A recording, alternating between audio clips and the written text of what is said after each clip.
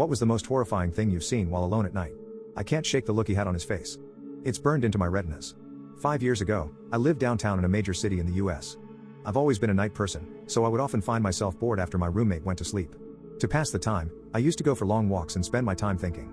I spent 4 years like that, walking alone at night and never once had a reason to feel afraid. I always used to joke with my roommate that even the dealers in the city were polite. But all of that changed in just a few minutes. One evening. It was a Wednesday, somewhere between 1 and 2 in the morning, and I was walking near a police patrol park quite a ways from my apartment. It was a quiet night, even for a weeknight, with very little traffic and almost no one on foot. The park, as it was most nights, was completely empty. I turned down a short side street in order to loop back to my apartment. When I first noticed him at the far end of the street on my side was the silhouette of a man dancing. It was a strange dance, similar to a waltz, but he finished each box with an odd forward stride. I guess you could say he was dance walking, headed straight for me. Deciding he was probably drunk, I stepped as close as I could to the road to give him the majority of the sidewalk to pass me by. The closer he got, the more I realized how gracefully he was moving. He was very tall and lanky and wearing an old suit. He danced closer still until I could make out his face.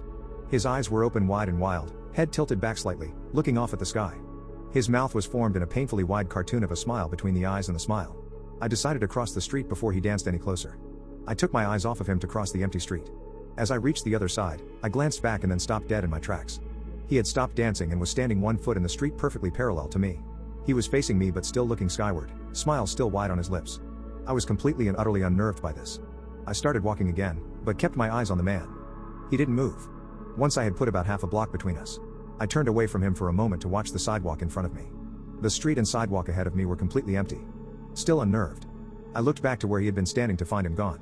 For the briefest of moments, I felt relieved until I noticed him. He had crossed the street and was now slightly crouched down. I couldn't tell for sure due to the distance and the shadows, but I was certain he was facing me. I had looked away from him for no more than 10 seconds, so it was clear that he had moved fast.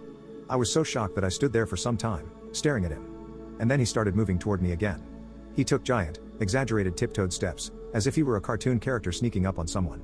Except he was moving very, very quickly.